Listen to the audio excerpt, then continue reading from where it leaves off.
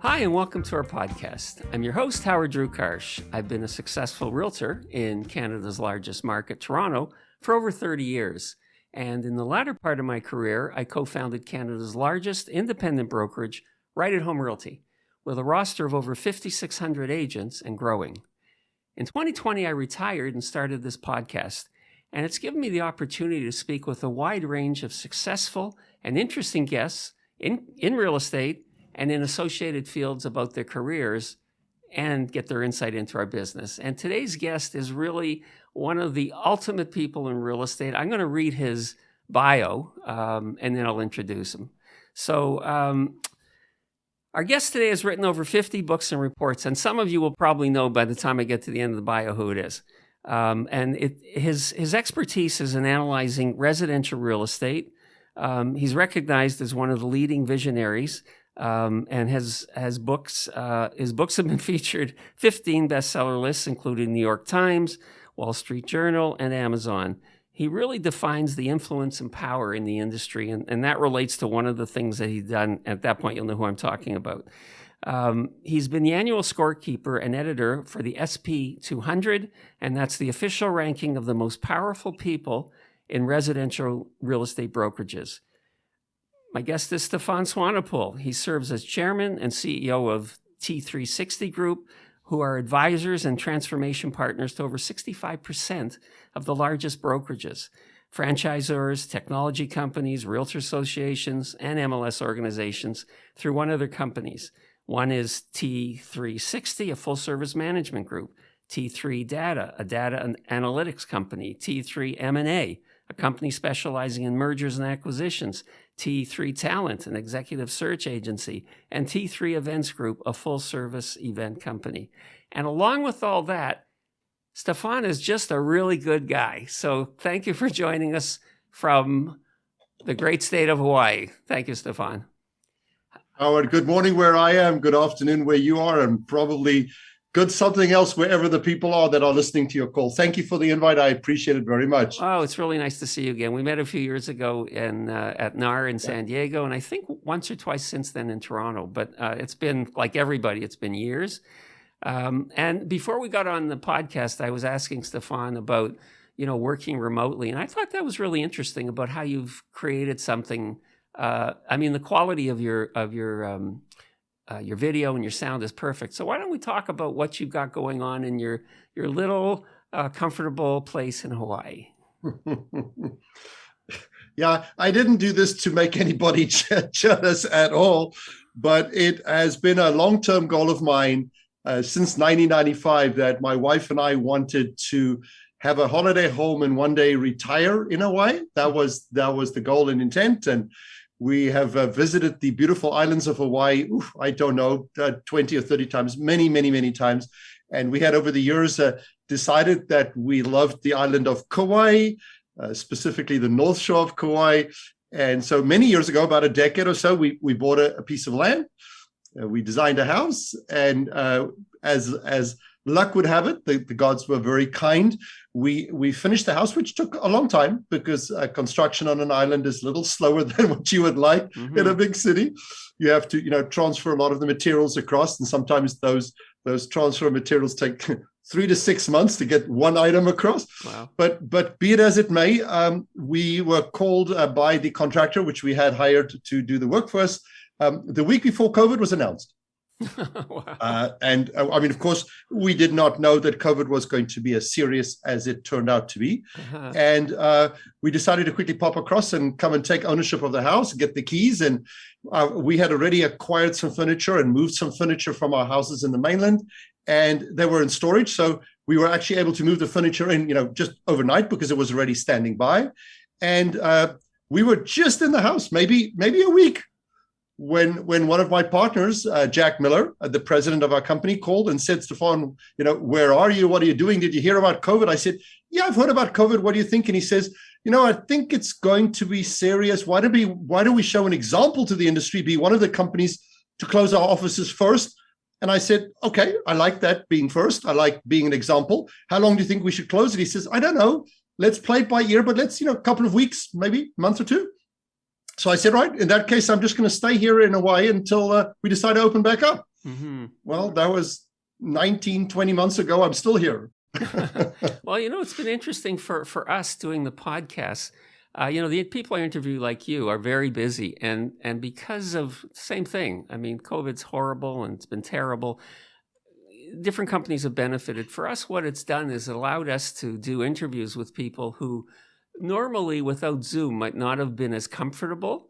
And just like you and I are doing it today. And so that's been something that's helped our podcast. But overall, I mean, there's something else I want to bring up because, I know Stefan fairly well. So, of course, like anybody, you see a guy sitting in Hawaii with a Hawaii shirt, you figure he must be retired. So just repeat what an average day is for you so people don't turn away thinking, oh, he's just retired. No. I think you told me earlier on in this introduction that you retired, and there you're sitting in a suit and a tie. Good point. No, I still have a very full day. I probably average between 50 to 60 hours a week. So probably somewhere in the ballpark of 10 to 12 hours a day. The majority of that, of course, is significantly influenced by Zoom, meetings with staff, meetings with clients. We still do an enormous amount of writing. T360 is well known for things like the Trends Report, the Danger Report, the SP200, the Real Estate Almanac, the Mega 1000.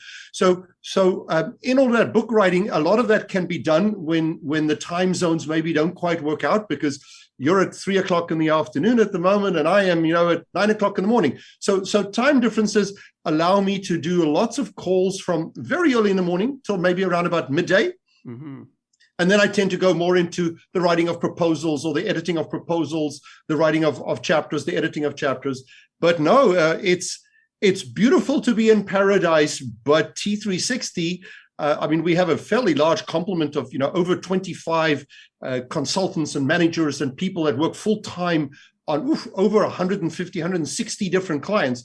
And although I don't work on the day-to-day with every one of those clients, I am fully aware of every client we have at the moment.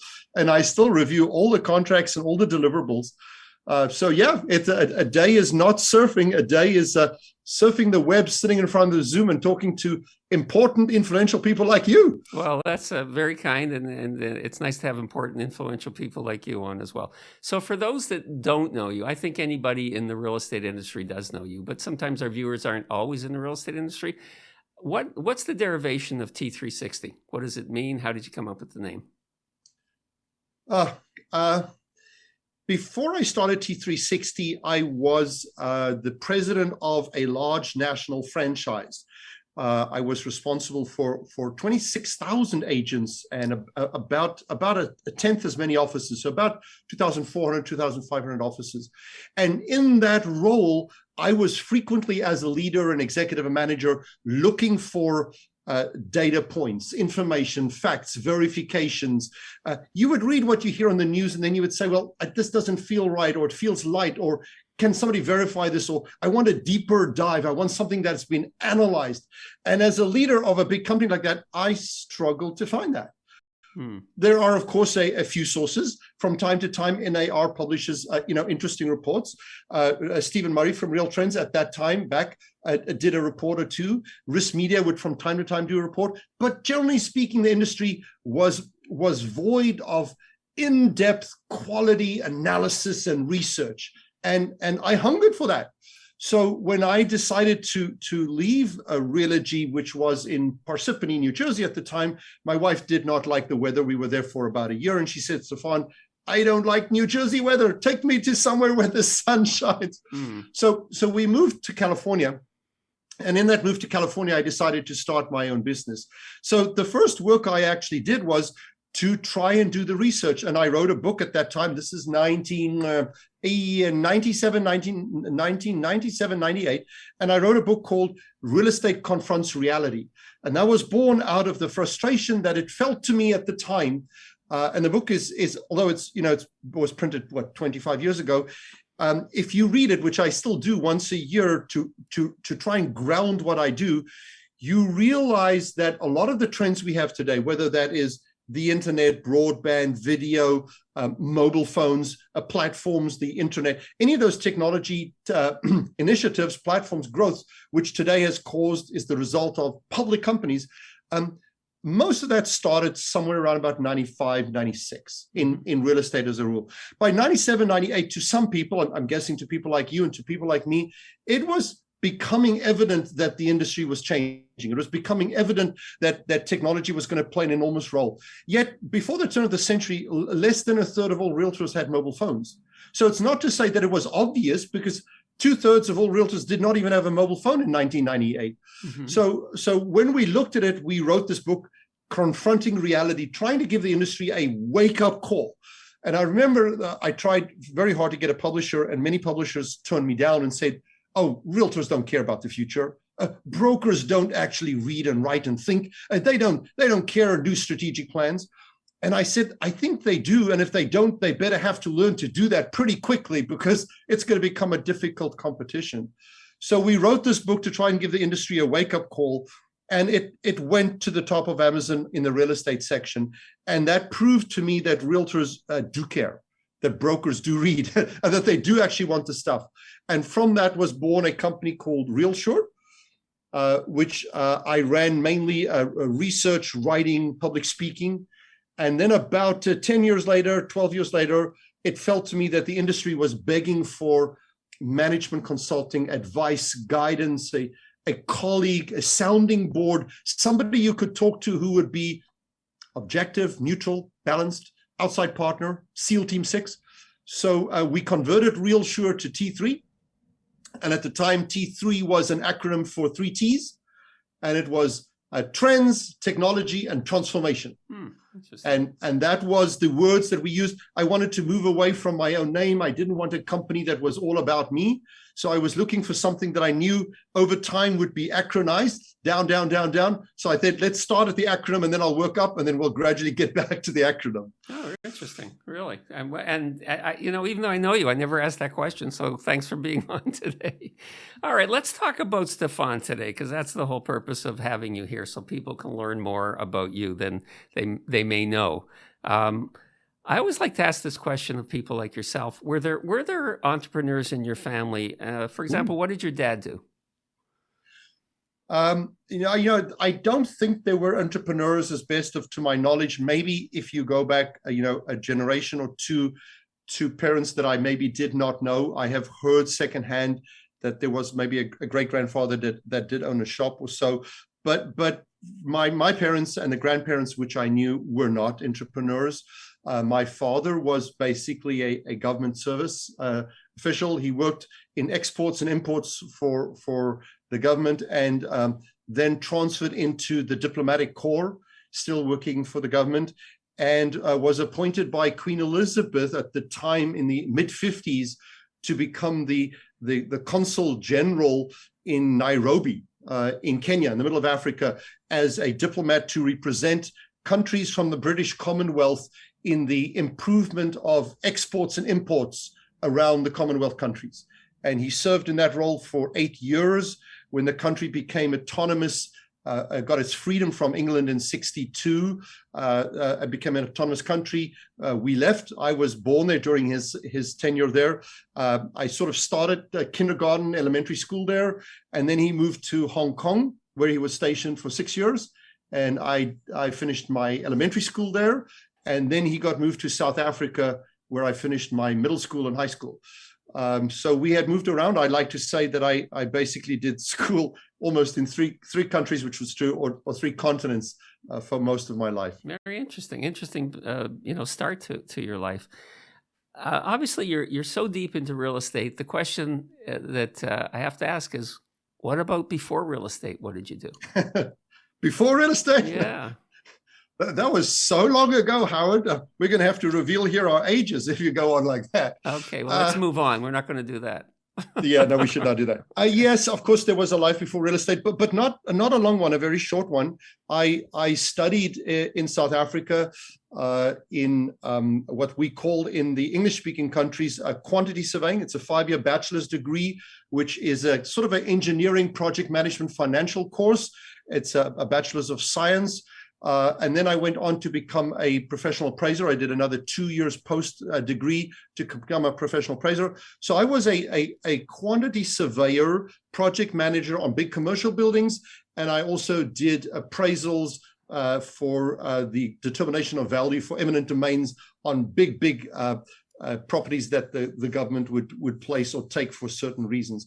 And I was busy doing that only 2 years after I had graduated. So I was at university for 5 years, graduated after that. So I was in a fairly early stage of my career when I got an opportunity to jump into the real estate industry.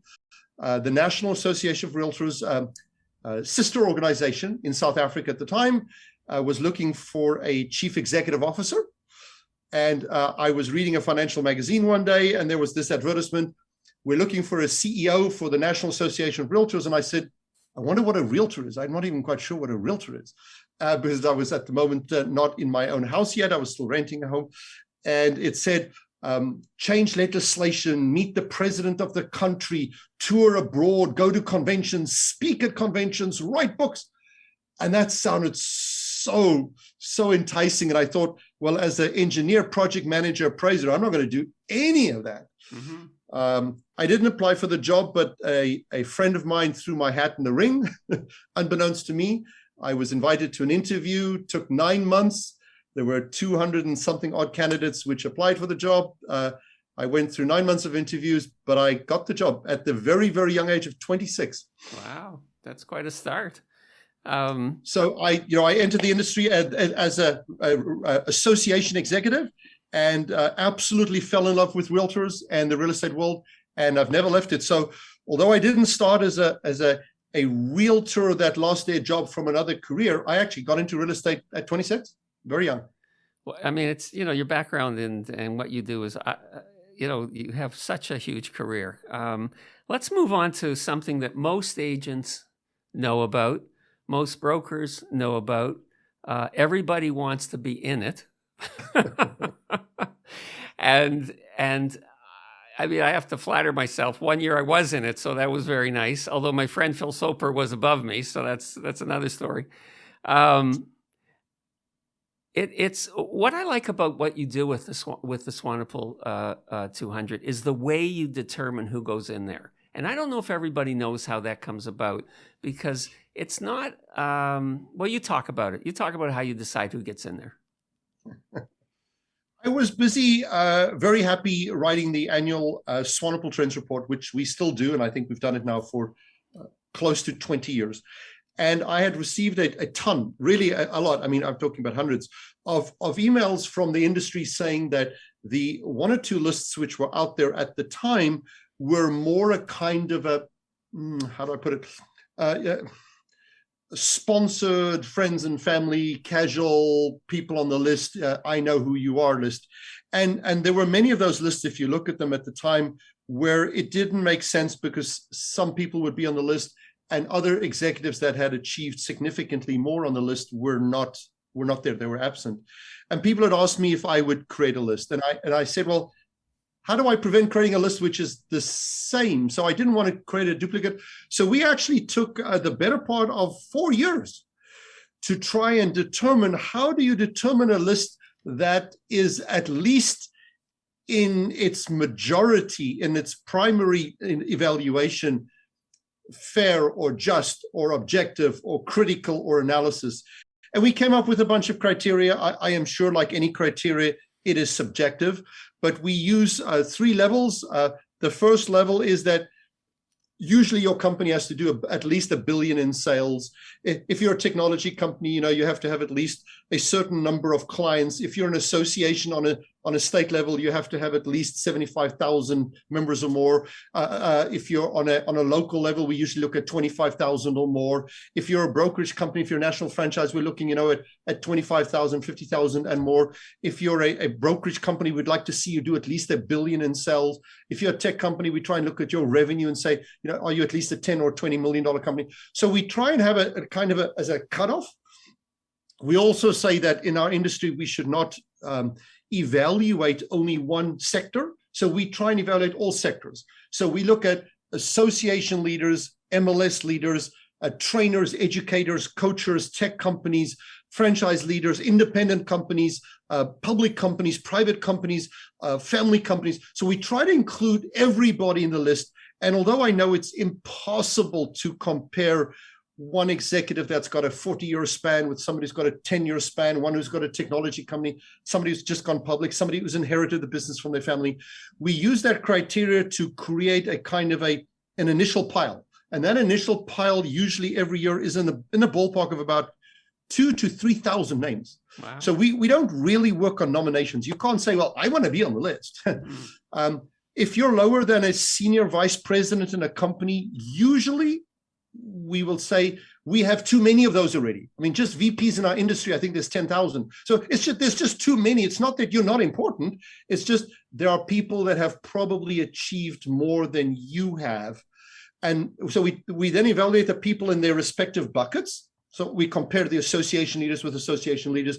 Well, Brad Inman, the media people with John Featherston, right? So we look at the media people, then we look at the association people, both national, state. We look at Canada, we look at the US. And then within those buckets, and then we start collapsing those buckets and trying to merge them together.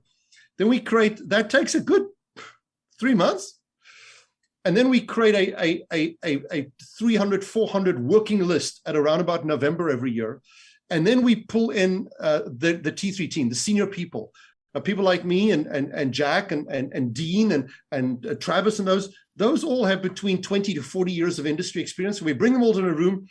We put them on a big table. We give everybody a little card with your name, your turnover, your volume, how old you are, how many years you've been in the industry, which company you're working for, your previous career, what you did before, what your ranking was last year, what your achievements of the last 12 months are. So we try and put just the nuggets to help remind you, because it's hard to remember everybody's stats. Then we bring in 2 or 3 of our staff, put the computers on. We have a big database of all the executives in the industry. And then we'd start looking at a name. And if you were in the room, we don't allow you to be nominated to be in the room. So if you're ever nominated, you cannot be in the room. So the room is only T3 staff. And then we would debate. No, I don't take last year's number 1, Rich Barton. And I would say, is there anybody that believes that Rich Barton should not be number 1 or should be number 2, or should somebody else be number 1? Somebody would say, well, what about Gary Keller? What about Ryan Schneider? What about Ryan Gorman? What about Phil Soper, right? And if you recommend somebody, you then get 30 seconds to try and argue and debate and tell me why that person should be higher than the person that is currently in the position that you're recommending. And you can't tell me he's CEO of Bridgemark or he's CEO of Zillow. I already know that. You can't tell me the obvious. Mm-hmm. You've got to give me a compelling reason why you think he has done something in the last year. He's bought companies, he's gone public, he's raised money, he did an acquisition. What? Give me the motivation, and then we'll debate it. And then while we're doing that, we ask the staff members in the room, which are in front of the computers, to go verify that information. So somebody says, oh, well, he just bought XYZ company. We'll say, really? Did that deal close? I thought that was just a pending deal. All right, go check it, somebody. And then if we can't verify it on the web, we'll actually pick up the phone and call that person and say, we're busy with the SP200. I can't tell you what we're doing, but I'm looking at something. We have a piece of information which we don't seem to be able to verify. Then we will debate that. That argument or that debate or that discussion runs over 2 days and takes about 12 hours. Wow. Just that interaction. Then we create what we would call draft 2. Then we put that list down. We come down to about 250, and then we put it down and we let it simmer for a week to see if anything were we caught up in the heat of the moment. Mm-hmm. And then we come back, we look at the list, and then we ask 2 people to go and verify everybody's title, spelling, correction, volume, turnover, sales, to see if everything is accurate. And then I will come back a 4th and final time the week before Christmas, and we will say, has anything changed? One final double check. And what I think is so unique about it is that it isn't influenced by the candidates. That I think is what people may not understand. It has nothing to do with they want to be on the list. I mean, everybody wants to be on the list, and everybody on the list wants to be number 1. So, that's how that goes. But the fact that you put so much due diligence into it gives it the credibility that it does have. And now if you are on the list, Howard, as you were 1 year, and you mentioned Phil Soper, right, and many other executives, T3, the T3 team, truly, honestly, objectively believe in our heart that you have done something that is meaningful, substantial, and that you've earned your spot that year. We will absolutely give you our promise. We will not be bought or influenced because somebody likes somebody or somebody wants to be on the list. That will not be the case. And we will go out of our way to consider anybody, any company, any franchise, any state, any skin color. It does not matter. If you're in our industry and we think that you made a difference, you had an impact, we will try and take that into consideration as thoroughly as we can. And I'm really glad we spent some time on that, because everybody knows about the SB 200, but they don't know how its derivation, how it comes about. And I think, we try to give value when we do these podcasts.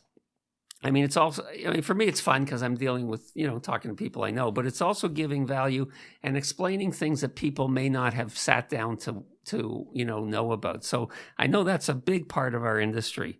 Now, in terms of the company, you've done a lot of projects, but what would you say are your top two largest projects that T360 has done over the years? Wow, largest is going to be hard because we have a brokerage division, we have a MLS, an association division, we have a tech division, we have an M&A division, we have a talent division. So, I mean, goodness, we have many divisions. But if I quickly try and think through, maybe not biggest two, Howard, if you would excuse me, maybe just some of the big ones I can think of. Sure. We've helped two companies expand from a regional presence to a national presence by helping both of them hire more than 40 executives, not agents, not brokers, not getting agents. We've helped them build their senior executive team, each with 40 people nationwide, so that they would have the SVPs and the VPs and the regional VPs in place and structure to grow the company. We've helped another company structure their company, become profitable, and was able to help the owner sell their company for tens of millions. So that's 8 figures in which they could maximize the value of their company. We have gone to associations and MLSs, big ones which have 10, 15, 20, 30,000 members, and we have completely replaced their entire legacy system, their technology, their platform completely, and revamp it and help them with a smooth transition from whatever they were doing to whatever the goal was for a new one.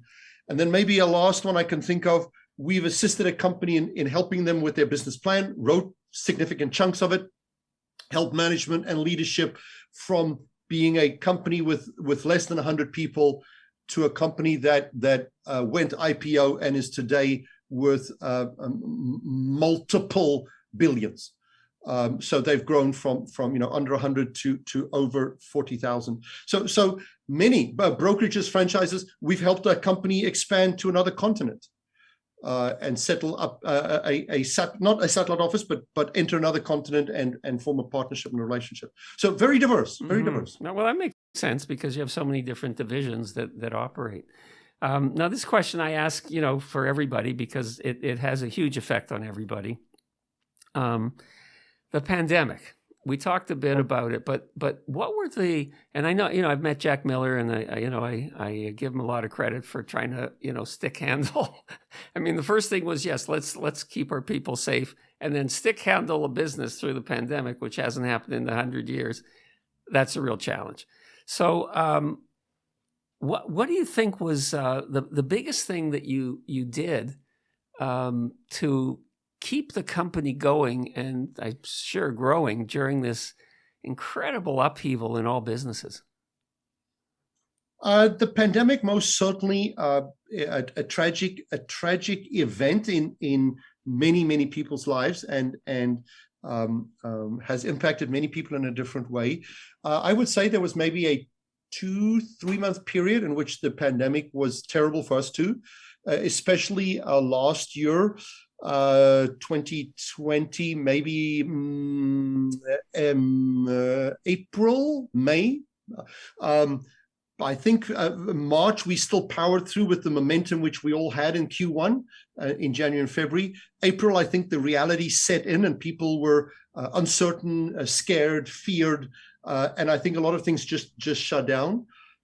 Fortunately for real estate, around about this summer, June, most of the markets kicked back in and people were looking at real estate again. Mm-hmm. What we also noticed, now we don't sell any real estate. We're not a brokerage company in any way whatsoever. We don't hold a brokerage license, but many of our clients do. We have probably about 160 companies that are clients, of which if you said somebody like a Realogy or a Compass or a Keller Williams or a EXP or a Zillow, those would just count, one of each of those would be one client, right? Mm-hmm. So we have many very, very, very, very large clients.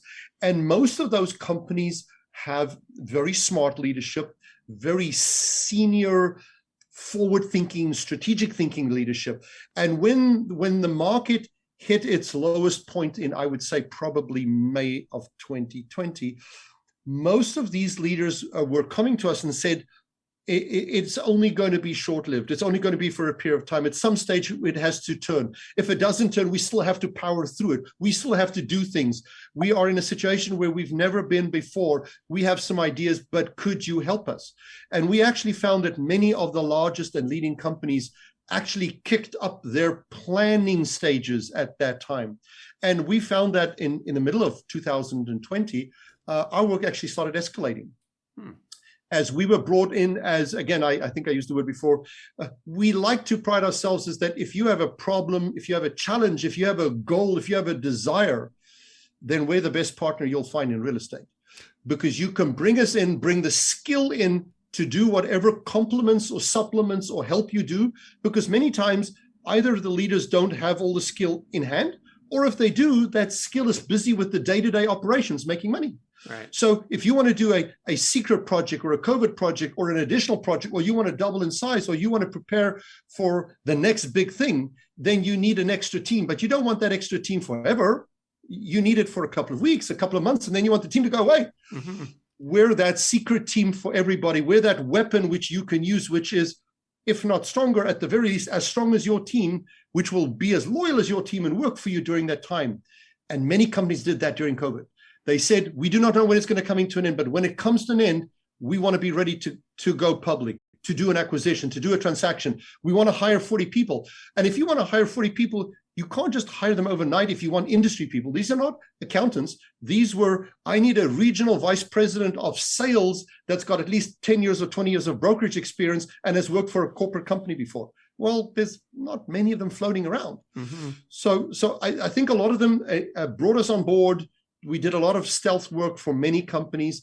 And as 2021 just continued strong, these projects started rolling out, and we're busy. Good. It's great, but we're busy. Well, and I know you're busy, which leads me to my last question. Okay. You've been successful in business, and it's not the brokerage business, but it's in business per se. If someone were to ask you, Stefan, what do I do to succeed in business? Like, what would be your advice? What would you say? This is my 9th company that I've built up, and the 9th one that I am a CEO of. And I would say the recipe for all of them, Howard, is pretty much the same, whether you're in a brokerage or a tech or an association, MLS, or even outside our industry, or any other shape. So probably, not you, but somebody's asked me this question before. So probably I always like to use my fingers. So 5 points. I would say, 1, above all, you need to have a plan.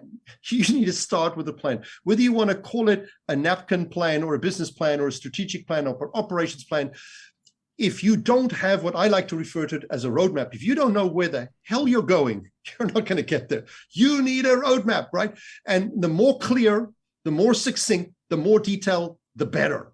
Mm-hmm. And that would be number 2. Make sure that once you create the plan, that you take ownership of the plan, that your leadership team, your management team, your partners, your friends, your colleagues around you all know what the hell is on the plan too. It can't just be you and you can say, well, I wrote it, I put it in drawer 13 and I haven't looked at it for 5 years.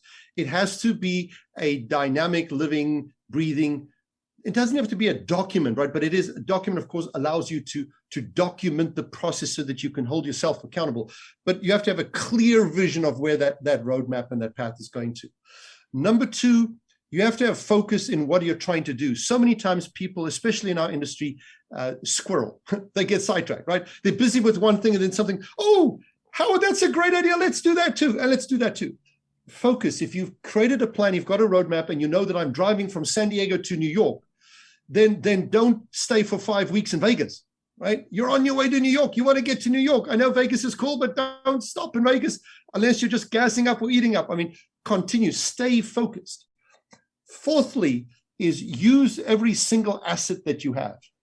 Sometimes you might be the single asset, but your partners, your management, your team members, sometimes you're able to raise money. Sometimes you're very good with technology. Sometimes you've got a platform. Sometimes, like your business, which you did, you were relatively new to the market. You were an innovator, right? So take whatever it is that is your asset, your strength, and use it. It's like playing chess. You don't play chess with only your pawns or only a knight. You use your knights and your bishops and your rooks and your queens. You use all your pieces for a total attack, right? I mean, you want to get to New York. You want to win the game, right? The total focus of all the pieces. And then 5, don't stop the game halfway. I mean, don't drive to New York and then stop in, I don't know, Phoenix or Alabama or Tennessee. If your goal was to go to New York, then you can't use the excuse, oh, well, I'm halfway and I like it where I am now, so I'm not going to do my goal anymore. So if your goal is to get to New York, if your goal is to win the chess game, then play to the end. Don't give up. Don't give up. Great advice. Great advice. Stefan, I didn't know how busy you were till we started to talk. Now I do. So as you know, with our guests, we try to keep it to about a half an hour, but we could go for an hour or more, but I'm not going to do that today, although I'd love to have you come back. So in the language of the island, mahalo. Mahalo. Thank you. Thank you very much for the invite. I appreciate it.